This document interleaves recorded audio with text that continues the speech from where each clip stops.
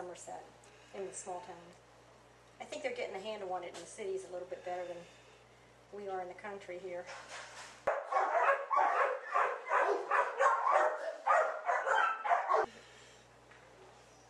Well, hello, Miss Kiwi. How are you?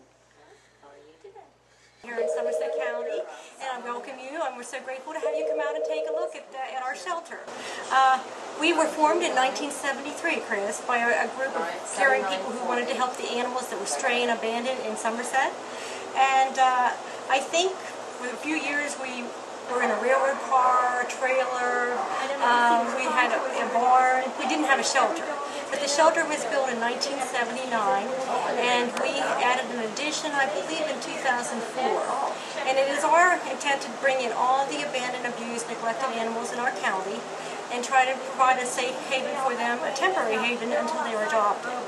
We're a private group. We're not associated with the Humane Society of the United States or American Humane Association, and we have to raise over 90% of our funding every year to exist. But we took in between almost 900 animals last year, primarily dogs and cats, and we had a 90% adoption last year for dogs and 73% for cats, which is fantastic.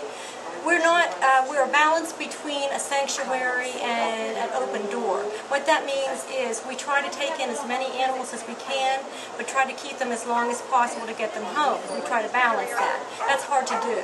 We use a waiting list when we're full.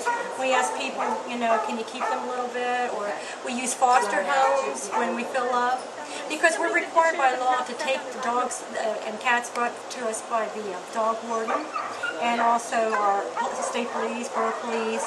We have a humane officer that we provide that goes out and investigates our calls from neglect and abuse, and we take animals from her as well as the public. So we're a busy, busy place. We have about 4 full-time staff members, and we rely on volunteers. I can't stress that enough. We do not have enough funding, and we do not have enough volunteers. It is our goal to stress the quality of life while they're here. That means we don't cage them and just forget them. The dogs go outside 6 hours every day in outdoor cages. They each get a half-hour walk and a half-hour in a play area provided. Cats is harder. Cats get out when the kennels are cleaned or their cages are cleaned. And we started a cat cuddling program where you can come out here and sign up for 2 hours and just take a cat in a room and play with them. It makes them so much more adoptable. And it's so good for them to get out of their cages. Are you having a nap?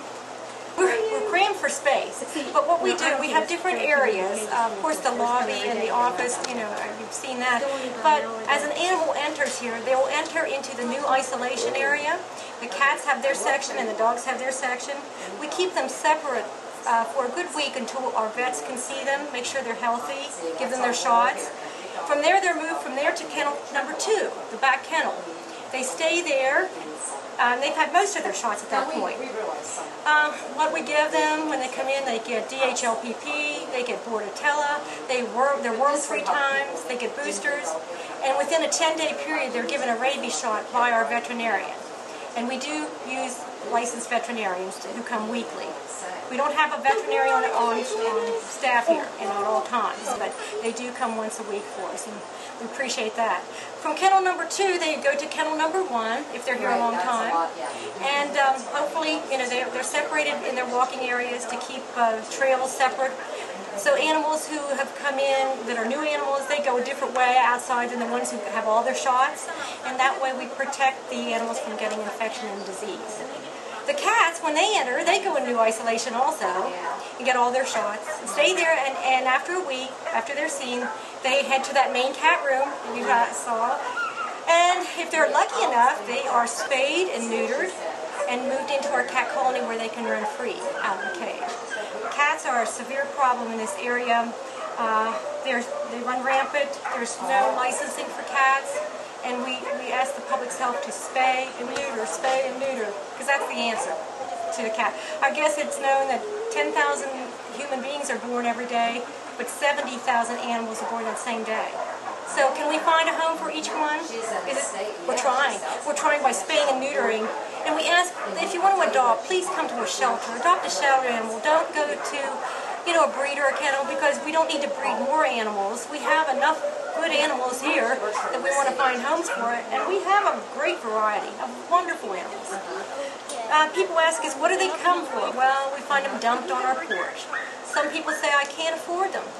We've had people come in who've had an animal 8 or 9 years and say, the economy's so bad, I just can't afford dog food. Here's your dog. Or we have, I couldn't afford to spay and neuter, here's a litter of puppies. So it's a constant battle, to fight the population, give them quality of life while they're here, and get them good homes. That's our goal. So we thank you. We ask your help.